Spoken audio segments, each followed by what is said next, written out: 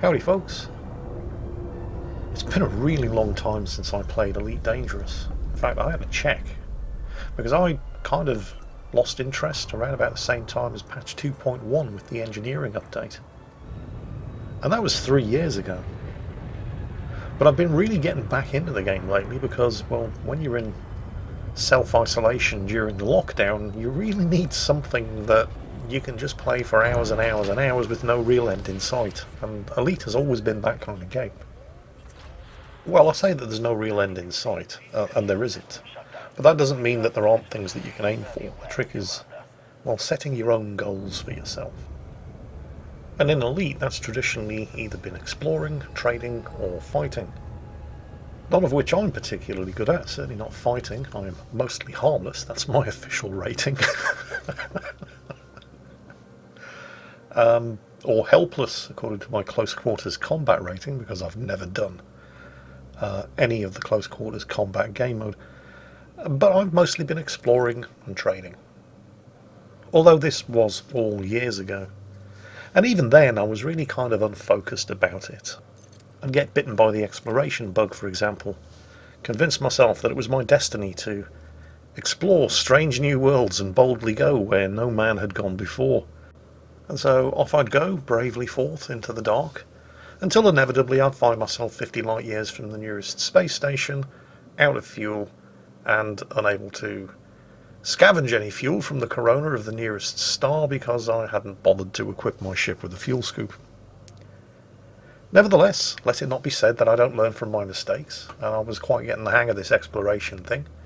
So, having equipped a fuel scoop this time, off I would venture once again, only to find myself 50 light years from the arse end of nowhere, having jumped into a system and exhausted the last of my fuel, and finding out the hard way that you can't actually scoop fuel from the corona of a brown dwarf star.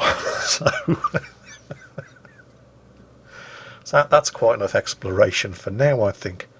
Let's try combat. Well, as you can probably tell from my combat rating of mostly harmless, that didn't work out too well for me either. Combat in Elite can be hugely satisfying, but there is so much to learn in order to be good. I mean, you can massacre bots in high-intensity conflict zones if you're careful and achieve a pretty good combat rating, but the first time you go up against another player who actually knows what they're doing, they will hand you your arse on a silver plate. Learning how to do things like maneuver without flight assist on, taking advantage of Newtonian physics, managing your energy supply, going into silent running mode to drop off enemy targeting sensors in the middle of a dogfight. You know, there's a lot to learn. And I'm not the patient type, and I get easily frustrated. And in any case, there's plenty else to do in Elite that I do find actually quite soothing and therapeutic, even if it isn't fast-paced and frenetic. Trading, for example. I've actually achieved the trade rank of merchant, which is not a great rank, by the way, but it's certainly not a bad rank either, just by running missions from one station to another.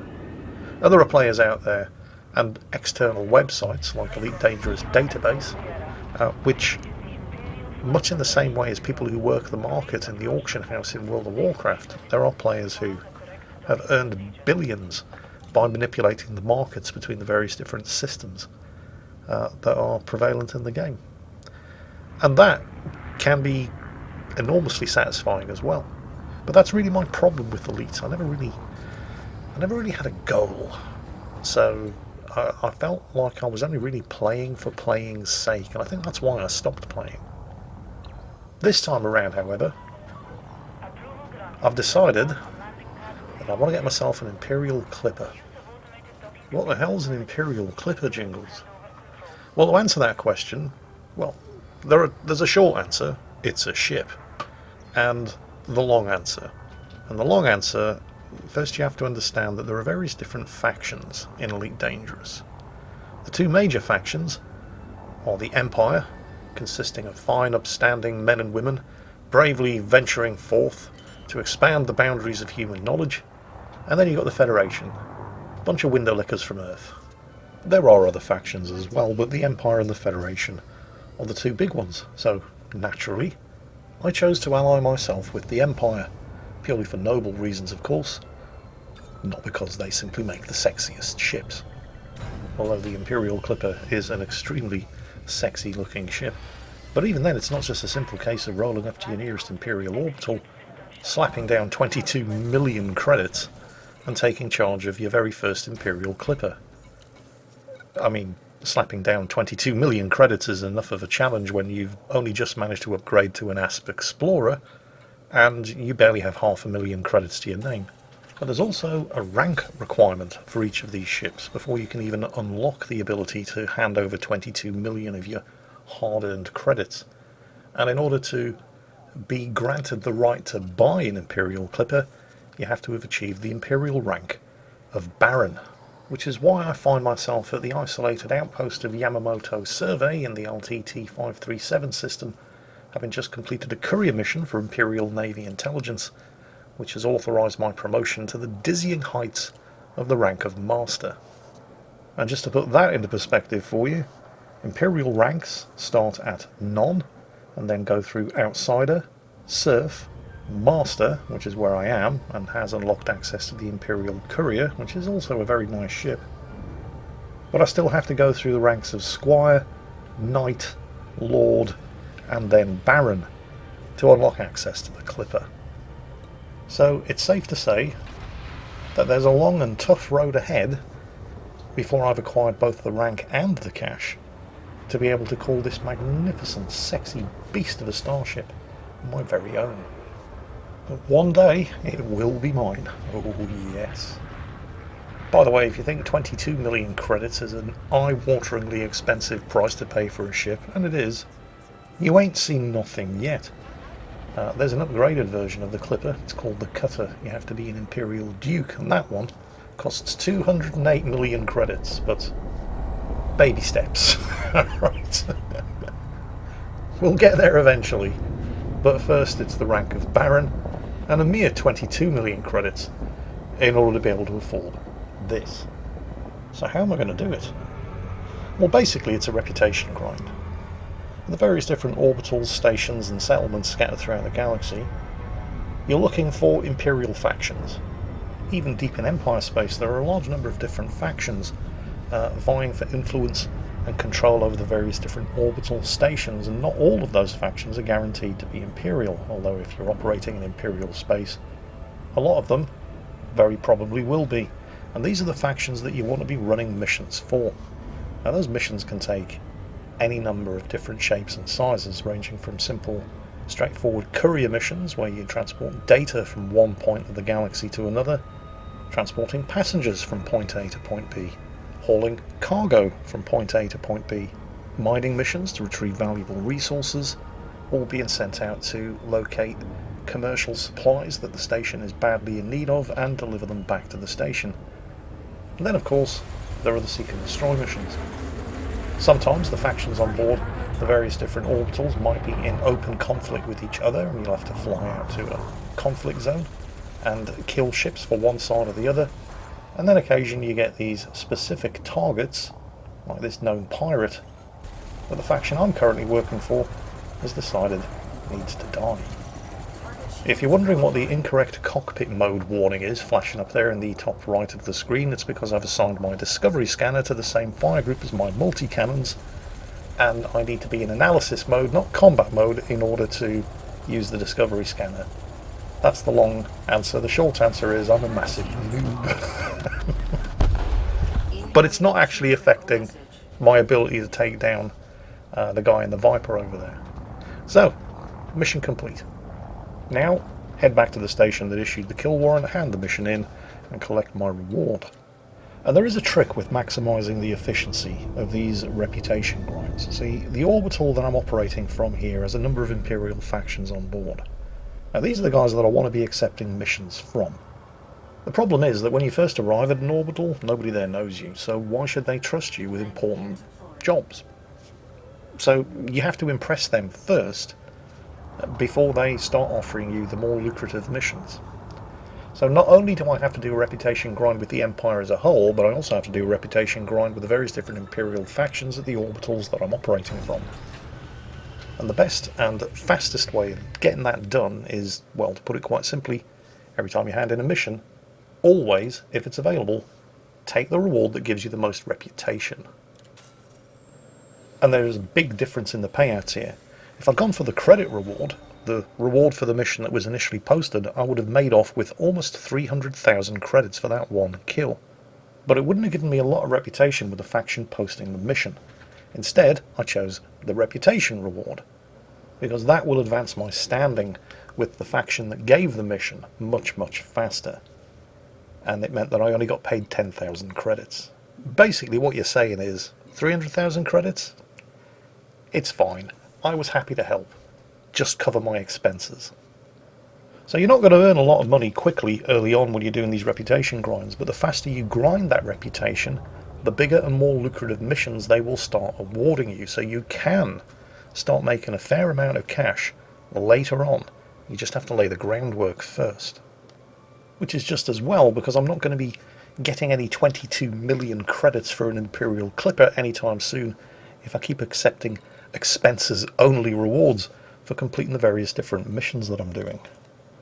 What was initially confusing until I'd done some research on YouTube was the difference between reputation and influence. Reputation is how the various different factions see you, and influence is the amount of control that those factions exert over their home systems and orbitals. So you'll often have a choice of, for example, a credit reward, an influence reward, or a reputation reward. Taking the influence reward doesn't really help you at all. It just helps the faction that you're doing the mission for.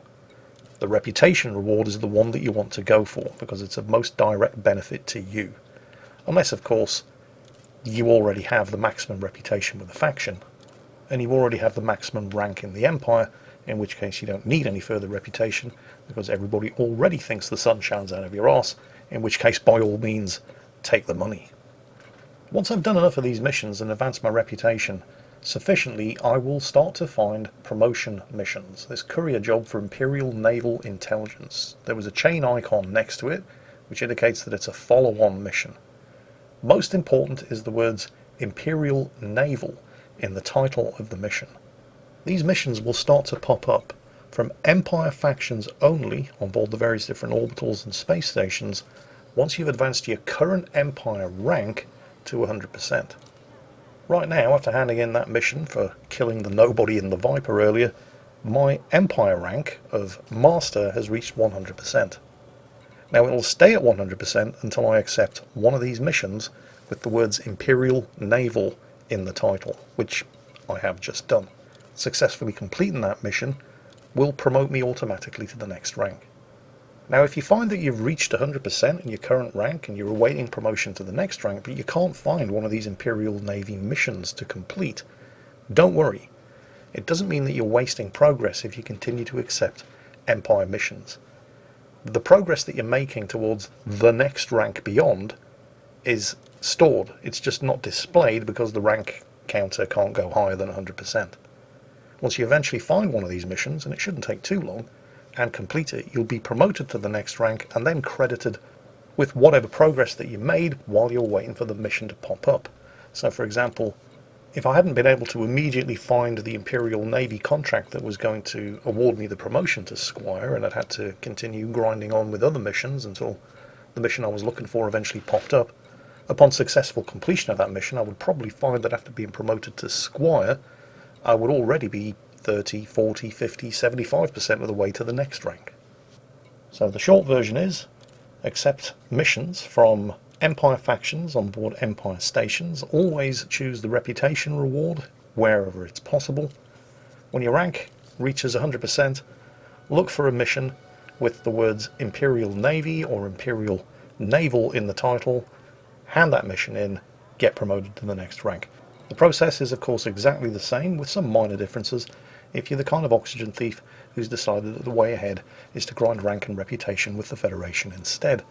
The only differences will be that the missions that you're looking for will be to find windows to lick and pots of glue to sniff.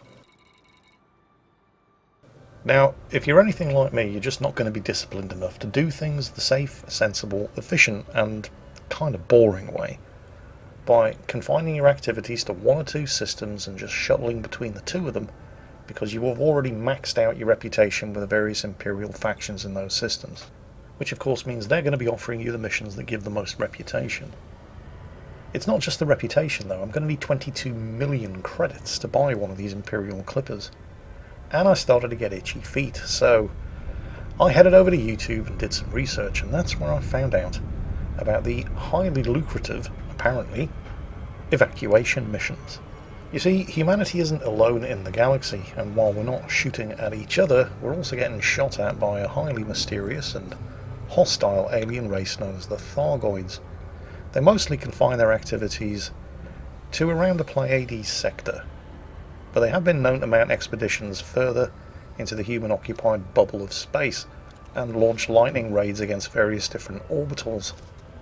These damaged orbitals are full of people who, quite understandably, don't want to be on board damaged orbitals, and so there are various evacuation missions that can be run from these places. Now, I've had my Asp Explorer set up as a sort of budget passenger transport anyway, so it's already fitted out with economy class passenger cabins, which is absolutely perfect for taking refugees from these damaged orbitals. Now, I watched the various YouTube tutorials on what to do and how to do it, and there's an external database on a website called inara.cz. It's a Czech website that lists absolutely everything that you need to know about the current state of Elite, including where these damaged stations are.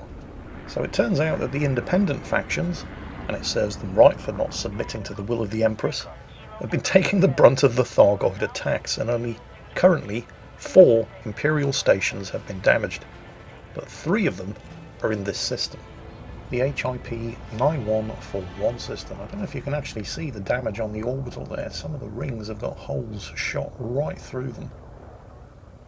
Now, when I was doing my research and watching various different YouTube videos on this process, there were a couple of things that make docking with one of these stations a little bit more interesting. For a start, there's no automated flight control, so your docking computer won't help, and you have to land your ship the old-fashioned way. Not something that I've done in a while.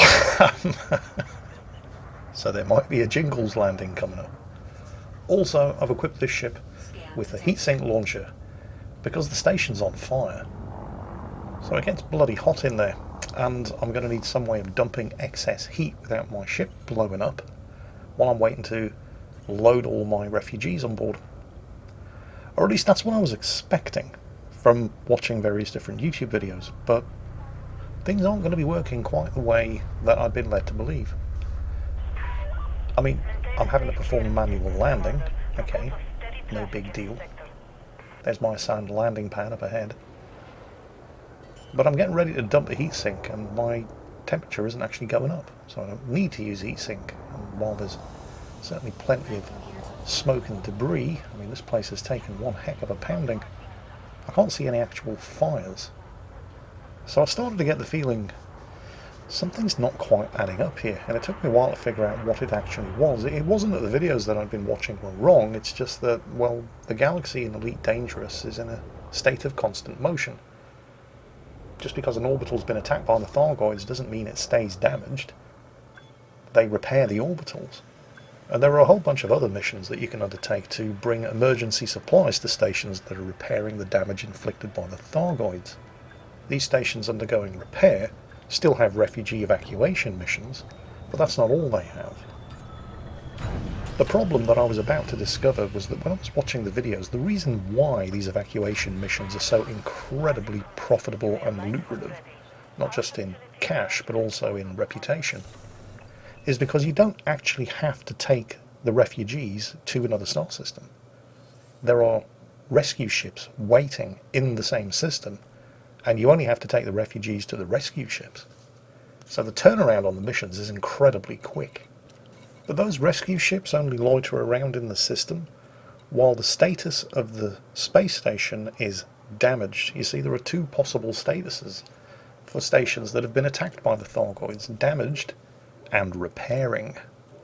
And because time doesn't stand still in the world of Elite Dangerous, all of those damage stations very quickly become repairing stations.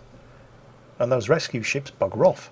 So there are all kinds of contracts available for me to take in order to evacuate refugees, but I can't just drop them elsewhere off in this system with a rescue ship waiting. Then turn around, quickly come back, pick up another ship full of refugees, and just repeat the process until I'm swimming around in muddy and Imperial Rank, because the rescue ships have buggered off. And all of these refugees actually have destinations in mind. Various other systems scattered all around local space, so this isn't going to be nearly as efficient as I thought it was going to be.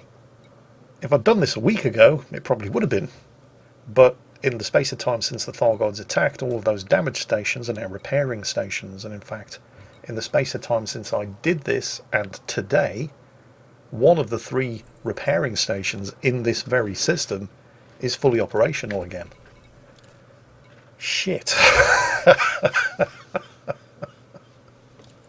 Well, how downright inconsiderate of them to be so efficient in sorting their lives out, and here I was, hoping to profit off the tears of human misery. Don't they know who I am? Well, whatever. I'm here now. I have a full complement of economy class passenger cabins that need to be filled up, and these missions do offer a reasonable amount of credits and a large amount, well, not a huge amount, but more reputation than I was getting from doing courier missions. So I'm here now, I'll take it. But if I was hoping for an insanely quick way of grinding both money and reputation, this is no longer it. If I'd arrived here a week ago, yeah, probably would have, but not anymore. I'm going to have to wait however long it takes for the next wave of Thargoid attacks. So for the moment, I'm just going to have to take what profit I can from the leftovers of the current wave of Thargoid attacks. The only thing is, I could be doing it more efficiently. I mean, the Asp Explorer is a perfectly fine medium ship, and it can function perfectly adequately as a passenger transport. But I have 12 million credits in my bank balance at the moment, which is slightly more than half of what I'm going to need to buy a Clipper. But as they say, you have to spend money to make money, and a Type 7 transporter, which will cost 17 million, is technically within reach, because I can always part exchange the Asp, which is worth a few million by itself, and substantially more because I've fitted it out with some fairly expensive upgrades. You see, I can carry 56 passengers in the Asp with all of its spare internal cargo space set over to passenger cabins, but with a Type 7 transporter, one single passenger cabin can carry 64, and it can fit in multiple passenger cabins. So if I trade in the Asp for one of these things, it'll wipe out my credit balance, yeah, but I should be able to start making money hand over fist by just packing them in. So this is actually quite a large milestone for me in Elite Dangerous, because this is the first large ship I've ever owned. Admittedly, the Lakon Type 7 transporter is the cheapest large ship available in the game, but hey, it's still the first large ship that I've ever owned. Buying it has busted me down to about 4.5 million credits, and once I've finished outfitting the ship, I'm probably going to be broke again, so it's important that this thing starts earning its keep. But now that I can carry more than 200 passengers in one go, that really shouldn't be a problem. In theory, at least. I mean, there are all kinds of ways that things can go wrong, but theoretically, I should be able to start packing them in like sardines and making money hand over fist, and that Imperial Clipper will be mine. So it's straight back to the last damaged station that I visited, because I've already gained some reputation with the factions on board, so they'll probably be offering me more refugees to evacuate. So all that remains is for me to pack them into the passenger cabins, transport them to their destination of choice, and fame, glory, untold riches, and the desire and adulation of impressionable young Instagram models awaits. Or at least that's the plan. Join me next time to see just how badly things can go horribly, horribly wrong. In the meantime, I hope you've enjoyed this one. I hope you're all having a good weekend, for those of us to whom the term weekend still actually means something. And as always, take care, stay safe, and I'll catch you next time.